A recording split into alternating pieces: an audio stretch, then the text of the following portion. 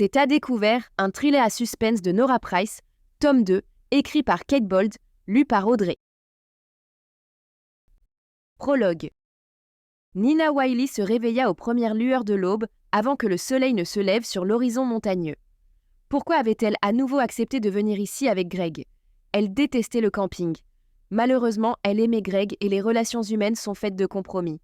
Je pourrais tout aussi bien dormir à même un rocher, pensa-t-elle en se redressant dans son sac de couchage et en faisant la moue au contact du sol dur et froid. Seule sous la tente, elle remonta son duvet sous ses aisselles, rampa comme un sushi jusqu'à la fermeture éclair de la tente et sortit son visage par l'ouverture. Sa respiration formait de petits nuages tandis qu'elle regardait les silhouettes immobiles de Greg et de ses amis endormis, Martha et Jordan, rassemblés autour des dernières braises. La fumée montait droite vers les cieux, saluant le ciel parfaitement dégagé d'une journée de fin d'été. Dans le silence froid du petit matin, Center Island, au large de la côte du Maine, était assurément une île superbe, mais elle ne l'en appréciait pas davantage. Elle s'extirpa de son cocon chaud, se leva, défroissa son jean et bâilla. Elle s'étira et la douleur irradia jusque dans ses extrémités. Elle n'avait quasiment pas fermé l'œil durant cette session de camping sauvage, sans compter qu'ils avaient dû rejoindre l'île en kayak en naviguant sur des eaux inquiétantes d'un noir d'encre, autant dire qu'elle ne pourrait pas s'échapper facilement si elle comptait rentrer chez elle. Elle se frotta les yeux et repéra un sentier bordant la clairière où ils avaient installé leur campement. L'île était censée être splendide, ils étaient arrivés au coucher du soleil et n'avaient non pas eu l'occasion d'explorer grand-chose la veille. Peut-être qu'une randonnée améliorerait son humeur. Nina enfila ses chaussures de randonnée sans faire de bruit et prit la direction du sentier.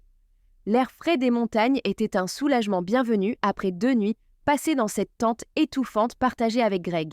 Elle longea le sentier, écoutant le gazouillis des oiseaux et le bruissement des feuilles, un répit bienvenu comparé à son travail stressant à Boston.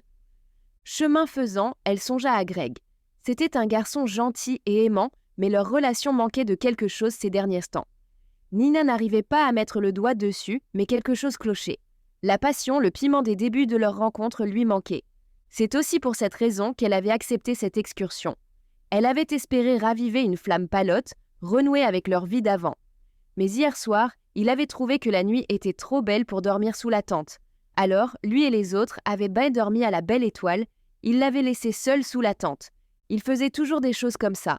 Il insistait pour faire du rafting au lieu de profiter d'une journée de farniente à la plage, de la tyrolienne au lieu de se prélasser au bord de la piscine, une randonnée au lieu d'un cocktail au bar de l'hôtel. Elle se demandait si la soirée d'hier ne serait pas un signe avant-coureur du reste de leur vie commune, s'ils se mariaient. Vivraient-ils des vies séparées? Elle se mordit la lèvre et s'enfonça dans une forêt de grands pins. Ses pieds ne faisaient presque aucun bruit sur le lit d'aiguilles sèches. Elle s'arrêta brusquement en voyant quelque chose bouger entre les arbres. Avançant accroupie, elle regarda à travers les feuilles. Un animal, un raton laveur dressé sur ses pattes arrière, essayait d'atteindre quelque chose près de la base d'un arbre. En écartant les branches, elle fit suffisamment de bruit pour que le raton laveur détale. C'est alors qu'elle remarqua la chose que l'animal essayait d'atteindre. Quelque chose qui n'aurait pas dû se trouver là, parmi les feuilles vertes et les pins vert foncé. C'était grand, plus grand qu'elle, et blanc, suspendu à l'une des branches de l'arbre. Ça ressemblait presque à un cocon. Nina s'approche de l'arbre, le cœur battant. L'objet ressemblant à un cocon était bien visible, mais elle ne pouvait se débarrasser d'un sentiment d'effroi. « Quelqu'un a laissé un piège pour les animaux », se dit-elle. « Il doit être plein de nourriture. » Sa curiosité prit le dessus et elle tendit la main pour le toucher. Lorsque ses doigts effleurèrent la matière blanche, une décharge électrique lui traversa subitement le corps.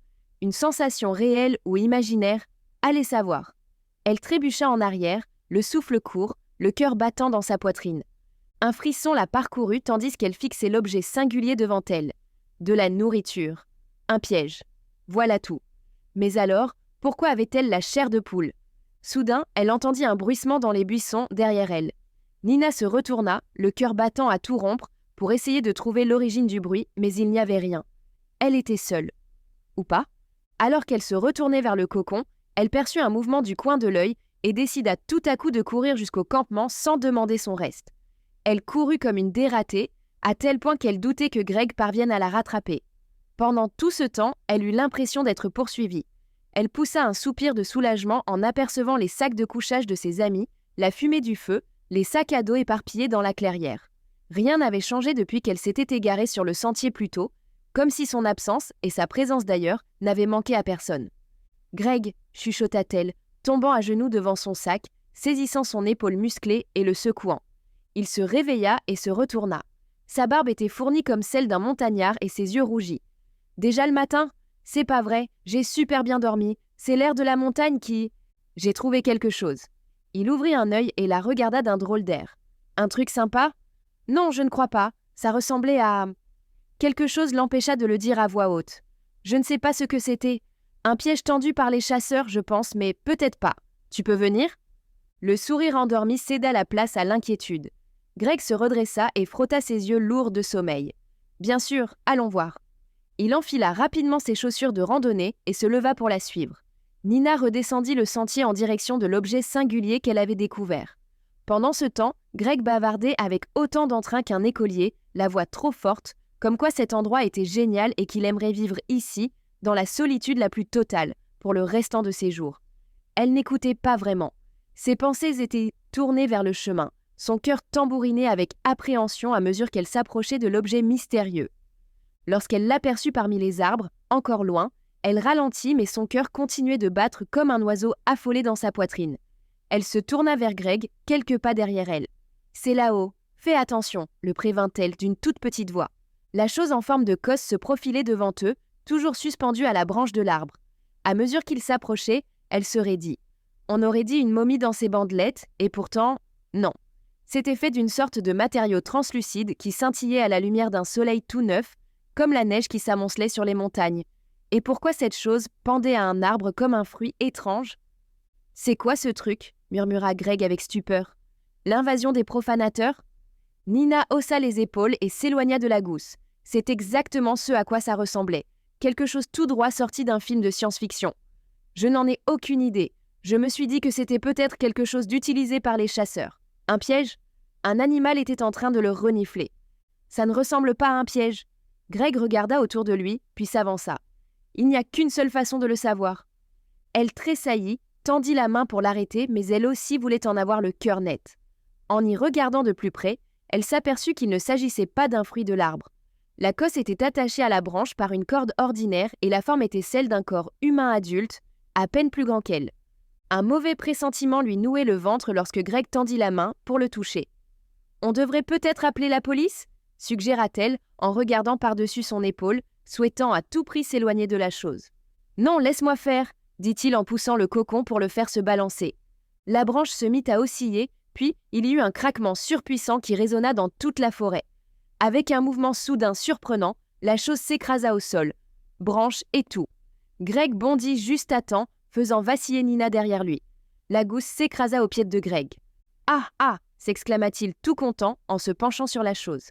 Mais Nina n'en menait pas large. Elle passa la tête derrière le corps imposant de son petit ami pour regarder la masse recroquevillée et frissonna involontairement, de plus en plus mal à l'aise. Le cocon ne bougeait pas, silencieux et immobile, comme s'il attendait quelque chose. « Greg, laisse ce truc tranquille et retournons au campement », dit-elle d'une voix tremblante, limite geignarde. Mais Greg avait déjà attrapé la cosse, sa curiosité prenait le dessus. « Attends, fais voir si j'arrive à l'ouvrir », dit-il, alors que ses doigts tâtonnaient sur les bords du cocon. « Hé, y a une sorte de film plastique ? C'est quoi ce bordel ?» Il se redressa, interdit, l'inquiétude de Nina paraissait fondée. Alors qu'il enfonçait ses doigts dans la cosse, retirant les couches de plastique de ce qui semblait être la tête de la chose, Nina sentit une vague de nausée monter. Ça ne présageait rien de bon. « De la toile de jute », dit-il, presque in petto lorsqu'il eut retiré toutes les couches de plastique. En effet, cela y ressemblait fort. Un sac en toile de jute ordinaire rugueux, légèrement taché de gouttes de quelque chose de sombre. Nina ne voulait pas imaginer ce que c'était. « Ne regarde pas », pensa Nina. Elle aurait voulu le verbaliser, mais elle restait sans voix, son esprit en proie au choc et à l'effroi. Greg avait déjà sorti son couteau de poche de son gilet et commençait à l'ouvrir. Il coupa la cosse par le milieu et écarta les pans de toile. « Oh mon Dieu !» gémit-il en tombant sur le dos. « Oh mon Dieu !» Nina le voyait aussi maintenant entre les couches de plastique et de tissu. Non, ce n'était pas de la science-fiction, juste un visage humain normal. Le nez, les yeux, le front. Étrangement pâle et bleuté, et couvert de sang séché. Un homme mort. Un cri a glacé le sang, déchira l'air matinal avant que Nina ne réalise que c'était elle qui criait. Chapitre 1. Je suis quasiment persuadée qu'il a parlé d'une affaire d'enlèvement, je sais qu'il a parlé de 2 sœurs, et qu'il pensait que les choses auraient été très différentes s'ils avaient catalogué les preuves correctement. Les paroles de Miranda Forster résonnèrent dans la tête de Nora Price, agente du FBI, alors qu'elle consultait le dossier de Samantha Banks, une jeune fille enlevée non loin de l'endroit où elle et sa sœur avaient disparu, plus de 10 ans auparavant. Si le cas de Samantha présentait quelques similitudes avec l'enlèvement de Miranda, il reflétait davantage l'enlèvement de Nora et de sa sœur. Samantha rentrait chez elle après le travail, un soir, lorsqu'elle avait été enlevée. Elle ne connaissait pas son ravisseur et d'une manière ou d'une autre, comme Nora, était parvenue à s'échapper au bout de quelques jours. La seule chose dont la jeune fille se souvenait était l'endroit où elle avait été retenue captive, un grenier. Nora ne s'en souvenait même pas et personne n'avait vu d'où Nora venait, si bien qu'elle n'avait même pas de point de départ par où commencer. Nora avait trouvé le dossier dans les archives du commissariat, classé n'importe comment, de sorte qu'il n'avait jamais été relié à son affaire.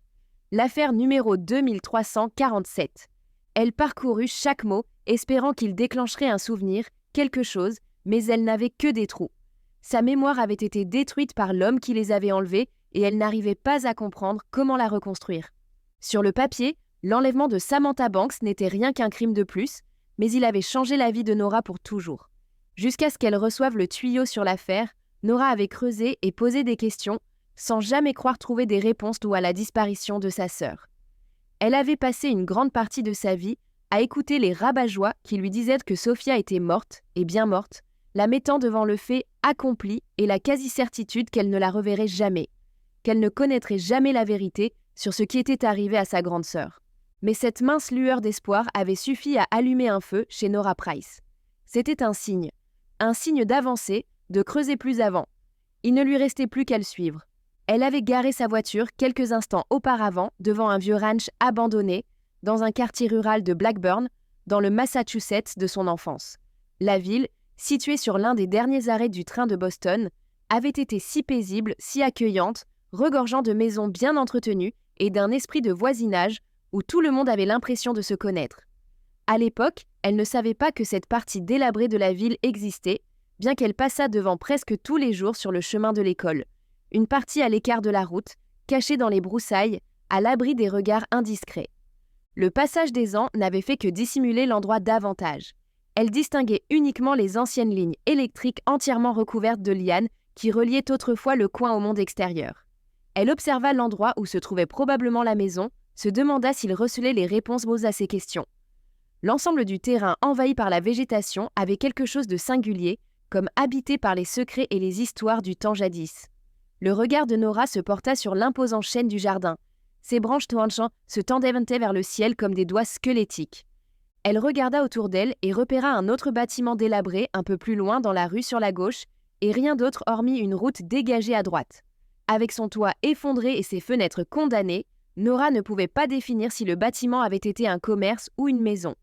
Elle ne s'en souvenait pas, tout comme elle ne se souvenait pas de cette maison, elle nota dans un coin de sa tête de vérifier les archives du comté plus tard. Elle regarda le terrain envahi par la végétation devant elle, impatiente d'en découvrir plus, le cœur battant. Nora inspira profondément, sortit de sa voiture et s'engagea sur le chemin menant à l'allée. Elle finit par apercevoir la maison envahie par du lierre et distingua d'autres choses, le porche d'entrée tapissé de moisissures toile noire, les fenêtres occultées par du contreplaqué détrempé. Tandis que ses yeux se fixaient sur le ranch, ses ongles s'enfonçaient dans ses paumes, y creusant des demi-lunes. Elle se dirigea vers la porte et constata qu'elle était légèrement entr'ouverte. La main légèrement tremblante de nervosité, elle la poussa et entra. L'air empesté le renfermait, les pas de Nora résonnèrent dans le couloir désert. La première pièce où elle déboucha était un salon rempli de meubles inutilisables et cassés et de piles de chiffons. À en juger par les quelques canettes de nourriture et de soda vide, des squatters avaient dû habiter les lieux à un moment donné. Le parquet sous ses pieds était éraflé et couvert de moutons qui s'éparpillèrent comme des chenilles lorsqu'elle entra dans la pièce. Ses yeux parcoururent le salon à la recherche d'indices ou de tout ce qui pourrait la rapprocher de son passé et, avec un peu de chance, de sa sœur. La peinture des murs s'écaillait, des toiles d'araignées pendèrent dans tous les coins. Alors qu'elle rebroussait chemin dans le couloir et se dirigeait vers l'arrière de la maison, Elle perçut une légère odeur qui lui donna un haut le cœur. L'odeur devenait de plus en plus forte à chaque pas, et à chaque pas, l'effroi allait crescendo. Elle se dirigea vers les escaliers à la recherche de l'origine de l'odeur. Alors qu'elle montait, ses pas grinçant à chaque marche, elle remarqua une série d'égratignures sur la rampe en bois, comme si quelqu'un avait été traîné dessus. Rien dans son esprit ne faisait tilt, rien dans cet endroit ne lui était familier. Le cœur battant la chamade, Nora posa une main sur la crosse de son arme, se préparant à ce qu'elle pourrait trouver. En haut de l'escalier, une lourde porte en bois semblait mener à un grenier. Imaginant déjà ce qui l'attendait, Nora poussa la porte et pénétra lentement à l'intérieur. L'odeur était plus forte ici et encore plus putride. Elle s'attendait à quelque chose d'horrible, mais il n'y avait que des piles de vieux cartons partout dans la pièce et des meubles couverts de draps. Rien d'autre. Typique d'une maison abandonnée. Rien ne laissait supposer qu'elle avait été le théâtre de souffrances ou d'horreurs indicibles. Rien du tout. Mais cette odeur, elle se tourna vers la cheminée et vit une masse de fourrure grise en piteux état dans la grille. Un pauvre écureuil s'y était fait piéger. Rien d'autre. Mais elle n'abandonnerait pas aussi facilement. Elle ferma les yeux et imagina leur bourreau, essaya de se mettre à sa place. Où aurait-il gardé ses victimes? Que leur aurait-il fait? Le sous-sol. Elle frémit et ravala la bile qui lui montait à la gorge. Son cœur battait au point d'être douloureux. Le sous-sol et elle n'étaient même pas amis, pas après. Non, je ne peux pas faire ça. Je ne peux pas y échapper. Cette maison peut encore receler des réponses. Nora respira profondément, s'efforçant de rester calme. Elle savait qu'elle devait garder son calme si elle voulait résoudre cette affaire. Elle commença à fouiller la pièce, à examiner soigneusement chaque carton, espérant trouver quelque chose, n'importe quoi qui pourrait la mener à des réponses, mais les cartons étaient pleins de vieux livres moisis, rien d'autre, et la puanteur de la pièce devint rapidement insupportable.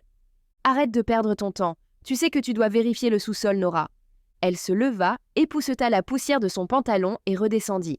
Son estomac se nouait de plus en plus à mesure qu'elle atteignit le rez-de-chaussée et entreprit de chercher l'accès au sous-sol. Elle traversa toutes les pièces à la recherche d'une porte.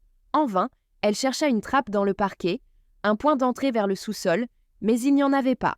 Stupéfaite, elle sortit et examina les fondations de plus près. En cherchant dans les mauvaises herbes, elle faillit éclater de rire. Il n'y avait pas de sous-sol, pas même un vide sanitaire. La maison reposait sur une dalle de béton. Le soulagement l'envahit, mais en même temps, elle s'aperçut d'un autre élément. Cette maison, telle que figurant au dossier, était une impasse. Comme toutes les autres avant elle, cette piste ne l'avait pas rapprochée de sa sœur, ni de ce qui leur était arrivé il y a tant d'années. Elle se dirigea vers l'arrière de la maison, traversa les mauvaises herbes, regarda la vieille balançoire rouillée et la corde à linge abîmée. Des choses normales, vestiges des gens qui avaient vécu ici mais étaient pris de partie depuis longtemps. Elle soupira. Les recherches se poursuivraient, mais quelque chose de positif ressortait de cette recherche. Si le corps de sa sœur n'était pas ici, cela signifiait que Sophia était peut-être encore en vie. Elle espérait qu'elle était toujours en vie. Elle sortit pour appeler Jason Snyder, son partenaire au FBI, mais en sortant son téléphone de sa poche, elle s'aperçut qu'elle avait reçu un message de Dane, le bel homme qu'elle avait rencontré lors de sa dernière enquête. Elle l'avait vu au cours d'une séance de groupe New Age organisée par Elle Squires, la thérapeute devenue tueuse qui avait failli la tuer. Ils s'étaient en parlé entre deux portes et Nora ne pensait pas le revoir un jour. Puis, il s'était pointé à l'une des nouvelles séances de thérapie de groupe auxquelles elle participait et elle n'avait pas pu s'empêcher de se demander ce qui se passerait ensuite. Pour une fois, c'était excitant d'attendre après quelque chose dans sa vie. Elle ne savait pas grand-chose le concernant, mais elle avait l'impression qu'il avait lui aussi subi son quota de traumatisme. Ils avaient essayé de se rencontrer autour d'un café, mais jusqu'à présent, leurs emplois du temps n'avaient pas concordé. Nora hésita un instant, se sentant coupable d'avoir envisagé de répondre à Dane par texto, mais elle avait besoin de se distraire de l'affaire de sa sœur, de se changer les idées et peut-être même de ressentir autre chose que la douleur constante de l'échec. Elle accéda au message. « Salut Nora, comment vas-tu? Je sais qu'on n'a pas encore eu le temps de se voir, mais je voulais juste prendre des nouvelles et savoir si tu tenais le coup. » Nora sourit malgré elle. Ce n'était rien qu'un petit message, mais que quelqu'un s'intéresse suffisamment à elle pour prendre de ses nouvelles voulait dire beaucoup. Elle rédigea une réponse brève. « Salut Dane, je vais bien. Je travaille juste sur une affaire difficile en ce moment. Et si on essayait de se retrouver plus tard dans la semaine autour d'un café? J'ai besoin d'une pause. » Dane répondit presque immédiatement. « Avec joie, fais-moi savoir quand ça te convient. J'ai hâte. » Nora ressentit comme des papillons dans le ventre. Elle connaissait à peine ce type, mais quelque chose en lui la faisait se sentir en sécurité. « Peut-être la façon dont ils comprenaient tous les deux ce que c'était que la souffrance, cette douleur en eux au quotidien. Ou peut-être simplement ses yeux bruns chaleureux et son sourire accueillant. Et avoir quelque chose d'autre à penser que les interrogations interminables sur sa sœur disparue serait sympa aussi. Mais Nora savait qu'il ne fallait pas se faire trop d'illusions en matière de relations amoureuses. Beaucoup de travail pour peu de résultats. Elle n'était pas sûre d'avoir l'énergie nécessaire pour retenter sa chance. Chapitre 2. Évitant les flaques d'eau dans l'artère principale de Blackburn, Nora se dépêcha de dépasser un vieux magasin d'aspirateurs et une supérette. La porte du café s'ouvrait à peine lorsqu'elle l'atteignit, et un homme avec une mallette en sortit. Il lui tint la porte et elle le remercia. Il lui sourit. « Vous n'êtes pas pressé, on dirait, » plaisanta-t-il. Elle lutta contre l'envie de répondre par quelque chose d'intelligent du genre « Ça ne vous regarde pas ». Son incapacité à faire confiance aux hommes s'était nettement aggravée depuis l'enlèvement. Mais dernièrement, grâce à la thérapie de groupe, elle avait progressé. Mais cela ne l'empêchait pas de se demander, à chaque fois qu'elle rencontrait un homme, s'il était celui qui avait enlevé Sophia. « Si », dit-elle en entrant dans le café, en secouant la pluie de son parapluie et en regardant autour d'elle à la recherche de son cavalier. Elle aperçut Dane assis à une petite table dans un coin de la salle, les yeux rivés sur un livre, en pleine lecture. Alors qu'elle s'approchait, il leva les yeux et son visage s'éclaira d'un sourire chaleureux. « Bonjour », dit-il en lui faisant signe de s'asseoir. « Je suis content que tu aies pu venir. » Nora ne put s'empêcher de sourire en retour. « Moi aussi », dit-elle en s'asseyant face à lui. « La semaine a été rude. » Dane acquiesça. « J'imagine, tu travailles sur une nouvelle affaire ?» Nora confirma, un nœud à l'estomac. « Eh bien, il ne s'agit pas d'une nouvelle affaire. Je bosse sur l'ancienne, celle de ma sœur. »« Ah bon ? Tu en as parlé lors de la thérapie ?» Elle acquiesça. Elle avait raconté la version abrégée, froide et clinique de ce qui s'était passé devant une assemblée d'étrangers, et d'une certaine manière, elle s'était sentie mieux. Ils avaient répondu par des hochements de tête en se montrant compréhensifs, tout ce qu'elle voulait. C'était comme si un poids avait été enlevé de sa poitrine. « Tu as envie d'en parler ?» demanda-t-il doucement. Jusqu'à cet instant, elle n'était pas certaine d'en avoir envie, mais comme elle se sentait déjà étrangement liée à lui, elle lui en parla. Elle s'était habituée à raconter les détails de leur enlèvement d'une manière froide et dénuée d'émotion, mais cette fois, elle alla plus loin. Elle lui raconta comment, alors qu'elle avait à peine 14 ans, elle et sa sœur aînée Sophia étaient rentrées chez elle après avoir travaillé dans une auberge lorsqu'elles avaient pris un raccourci. Après ce qui lui avait paru une éternité passée dans une espèce de sous-sol, Nora s'était échappée. Elle avait l'intention d'aller à la police tout raconter et sauver sa sœur, mais sa mémoire comptait tellement de manques que Sophia n'avait jamais été retrouvée. Elle raconta ensuite à Dane des choses qu'elle n'avait jamais racontées à personne, y compris à Jason Snyder, son partenaire et meilleur ami. Elle lui raconta comment la culpabilité l'avait presque détruite et comment elle souhaitait parfois que ce soit elle qui ait disparu à la place. « Ça a été rude », déclara-t-elle, surtout sachant que je suis la plus touchée par ce qui s'est passé. C'est comme si j'avais la clé, mais qu'elle était enfermée quelque part en moi et que je n'arrivais pas à la trouver. Voilà pourquoi j'ai participé à la séance à laquelle tu as assisté. J'espérais pouvoir me souvenir de plus de choses, mais je n'y arrive jamais. » Dane se pencha en avant, très sérieux. « Mais tu ne vas pas abandonner, n'est-ce pas ?» Nora secoua la tête, plus déterminée que jamais. « Pas question, je ne m'arrêterai pas tant que nous n'aurons pas découvert ce qui lui est arrivé. Je dois savoir. » Dane sourit, ses yeux s'illuminèrent. « Je savais que tu n'étais pas du genre à jeter l'éponge. Je l'ai su dès que je t'ai vu. C'est l'une des choses que j'aime chez toi. » Nora sentit ses joues s'empourprer. « Merci, » dit-elle, en sentant un frémissement d'excitation dans sa poitrine. « Allez, parle-moi de toi. Tu fais quoi dans la vie quand tu ne rends pas visite à des thérapeutes ?» Dane rit aux éclats. « Eh bien, je suis écrivain en fait, surtout de la fiction, mais je m'essaie aussi à la non-fiction. » Les yeux de Nora s'écarquillèrent de surprise. « C'est incroyable, quel genre d'histoire écris-tu » Dane s'adossa à sa chaise, un petit sourire aux lèvres. « J'aime écrire sur les gens, leurs combats, leurs gloires, leurs relations. Je pense qu'il y a quelque chose de vraiment beau dans la façon dont nous nous connectons les uns aux autres, malgré toute la merde que le monde nous jette à la figure. » Nora éprouva en son fort intérieur une étincelle de reconnaissance. Elle ne savait que trop bien ce que voulait dire affronter les ténèbres, se battre pour quelque chose d'apparemment impossible. « Je comprends ce que tu veux dire, » dit-elle doucement. « Je pense que c'est pour ça que je suis devenue un agent du FBI. Je voulais aider les gens, changer le cours des choses. » Dane acquiesça et la regarda dans les yeux. « Je pense que tu le fais déjà. Tu es une battante, Nora. Je le vois dans ta façon d'aller de l'avant, tu ne baisses jamais les bras. » Nora sentit une vague de chaleur gonfler sa poitrine, comme si on lui tendait une bouée de sauvetage. Elle n'avait pas réalisé à quel point elle avait besoin d'entendre ces mots jusqu'à aujourd'hui. « Merci », dit-elle d'une toute petite voix. « Ça me touche énormément. » « Oui, tu sais, je suis vraiment impressionnée que tu aies réussi à arrêter ce charlatan. »« Elle Squires, je me disais bien qu'un truc ne tournait pas rond chez cette femme. Tout le monde me disait qu'elle m'aiderait vraiment à surmonter mes traumatismes, cette folle, une tueuse en série complètement déséquilibrée. » Il secoua la tête. « C'est incroyable. Comment as-tu réussi à la démasquer? Un truc t'a mis la puce à l'oreille ?»« Simple coup de chance, je présume, » dit-elle, toujours aussi mal à l'aise avec les compliments. Elle n'aimait jamais être le centre de l'attention. Toute timide, elle changea rapidement de sujet. « Allez, parle-moi de toi. Quel est le secret le plus sombre qui t'a poussé à suivre une thérapie ?» Un petit sourire se dessina sur ses lèvres et elle réalisa trop tard ce qu'elle venait de dire.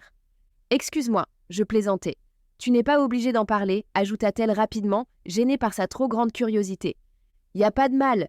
Tu m'as confié ton secret, il est normal que je te confie le mien, » dit-il avec un clin d'œil amusé. « C'est une histoire triste, je préfère te prévenir, » sourit-il. « Je suis toute oui, » dit-elle en hochant la tête. « J'ai un frère aîné. John, il n'a jamais été très équilibré.